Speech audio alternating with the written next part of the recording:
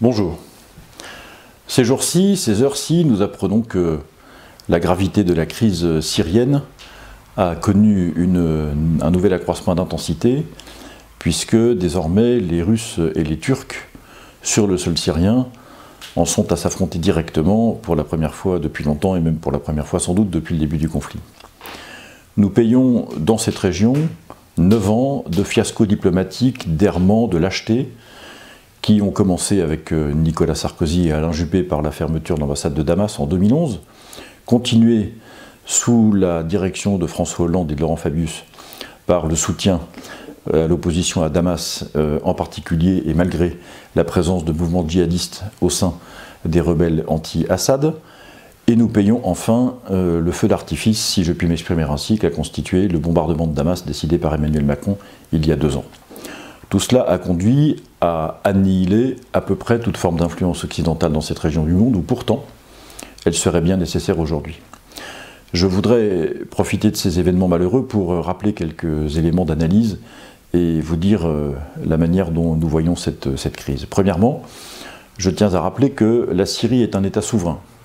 Elle est membre de l'Organisation des Nations Unies, membre de la Ligue arabe, et qu'on a l'air de passer assez rapidement par pertes et profits le fait que cet État souverain est déterminé à recouvrer la souveraineté sur son territoire national, ce qui me paraît absolument légitime, tout à fait défendable, quelles que soient par ailleurs les circonstances qui ont conduit au fractionnement ou au morcellement de ce territoire national. Deuxièmement, il faut rappeler que les Turcs, et M. Erdogan en particulier, n'ont jamais caché une double intention. La première, c'est de se débarrasser du problème kurde à l'occasion de ce conflit, par tous les moyens, y compris ceux que la morale réprouve, et il n'a jamais caché non plus sa volonté de faire de la région d'Alep un territoire national turc désormais pour des raisons de prospérité économique, et donc jamais les Turcs n'ont abandonné cette double intention, ce qui les conduit aujourd'hui à continuer de soutenir ceux qui se battent contre le régime de Damas, qu'ils soient des Syriens ou des djihadistes, ou les deux d'ailleurs. Troisièmement, je souhaite redire devant vous que jamais les Russes ne lâcheront quoi que ce soit du territoire syrien. Ils ont des intérêts stratégiques très importants. Les seules bases militaires russes en Méditerranée se trouvent sur le territoire syrien. Et donc, finalement, cette évolution, l'évolution de ce conflit, conduit à ce que la position turque et la position russe et syrienne étant figées, nous allons vers l'affrontement de manière extrêmement directe. On avait tenté, en 2016, de trouver un accord visant à ce que, certes, du point de vue européen, les Turcs conservent chez eux un certain nombre de migrants issus de Syrie et d'Irak, moyennant une dot annuelle de 3 milliards d'euros versée par l'Union européenne aux Turcs pour ce service, entre guillemets. Et puis, les Turcs s'étaient également engagés à démilitariser les milices djihadistes qui étaient présentes sur le nord de la Syrie et faire en sorte que petit à petit, on aille vers une résolution de ce conflit. Cet engagement des Turcs n'a pas été tenu, en tout cas certainement pas le second.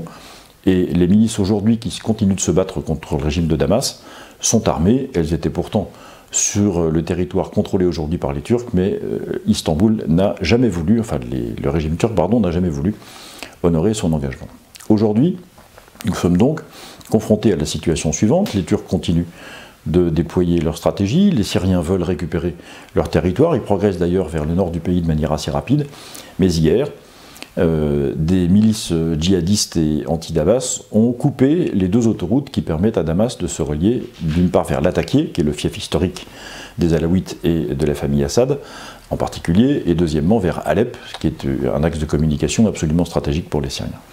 Ce matin donc, nous apprenons que les Turcs se sont fait évidemment cogner par les armées syriennes et russes, que deuxièmement, des soldats de toute nationalité sont morts, malheureusement ces jours-ci, Turcs, Syriens, Russes, sans doute des rebelles, que cette guerre est sale, ce que nous savons depuis longtemps, que des hôpitaux sont touchés, que des familles sont touchées, que voulez-vous que je vous dise?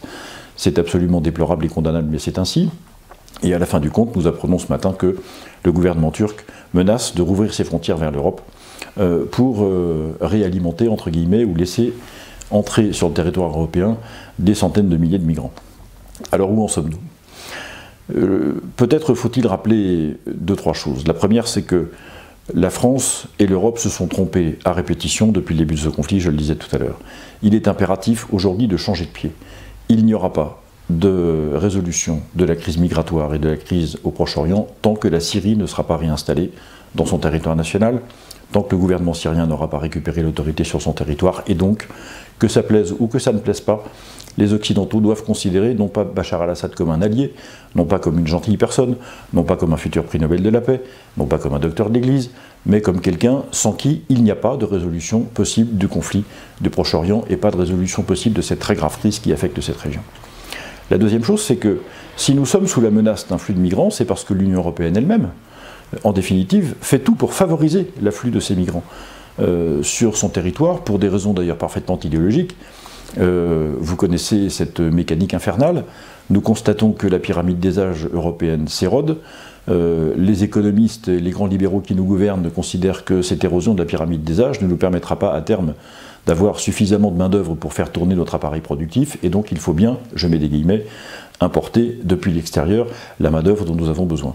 Les politiques migratoires européennes se nourrissent de cette folie, avec en plus cette idée que finalement il n'y aurait pas de civilisation européenne à protéger et que, à tout prendre, le multiculturalisme en Europe vaut bien d'autres manières de s'organiser. Tout cela sont des foutaises, évidemment, et encore une fois, nous ne sommes sous cette menace migratoire que dans la mesure où Bruxelles continue de décider que l'installation d'une immigration massive, c'est le pacte de Marrakech que la France et M. Macron ont signé il y a 1 an et demi, et bien que si cette immigration massive est souhaitable, ce qu'elle n'est pas.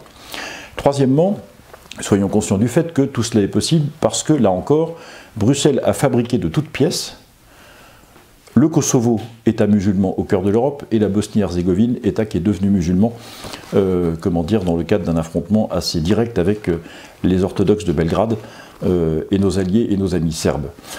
Soyons conscients du fait que toute cette politique migratoire se produit au profit d'une déstabilisation potentielle très importante de la région des Balkans, qui d'ailleurs n'en avait pas nécessairement besoin, puisque on voit bien que les flux de migrants qui viennent du Proche-Orient viennent jusqu'au bord de l'Europe, en Croatie, en s'installant en Bosnie-Herzégovine, avec l'espoir de passer définitivement sur le territoire européen. Cet arc musulman, qui est constitué de manière artificielle par Bruxelles depuis maintenant des années, fait partie de cette stratégie que j'évoquais il y a quelques instants, et elle doit absolument être contrée. Et donc nous devons adopter, en Europe comme en France, une politique de très grande fermeté à l'égard de la Turquie, et nous dire que définitivement, évidemment, cet État n'est pas un allié, que cet État n'est pas un ami, que quand on est menacé d'une telle manière par un pays qui est membre de l'OTAN comme nous le sommes, on peut se demander ce qu'il y fait encore, et donc c'est le moment d'une très grande fermeté à l'égard de cet État et à l'égard des politiques de Bruxelles. Que fera le chef de l'État français? Mesdames et messieurs, chers amis, je n'en sais strictement rien. La seule chose dont je me doute, c'est que le peu d'influence qu'il a désormais sur les questions internationales en général et au sein de l'Union européenne en particulier ne devrait pas permettre une résolution rapide et une avancée dans le sens que je vous disais il y a quelques instants. Donc il est tout à fait probable que nous devions nous préparer à une crise migratoire d'une ampleur sans doute aussi importante et peut-être même davantage que celle que nous avons connue en 2015 avec aussi peu de moyens d'y résister. Et cela malheureusement donne raison à tous ceux qui, comme nous en faisons partie, s'opposent aux politiques d'Emmanuel Macron et de l'Union européenne depuis maintenant quelques années. Je suis désolé de ces mauvaises nouvelles, j'aurais préféré en donner de meilleures. J'espère vraiment que la situation pour le peuple syrien d'abord, pour les soldats qui sont sur place et pour nous tous va s'améliorer rapidement. Nous le verrons dans les prochains jours. En tout cas, je vous donne rendez-vous peut-être sur ce thème avant vendredi prochain. Merci beaucoup.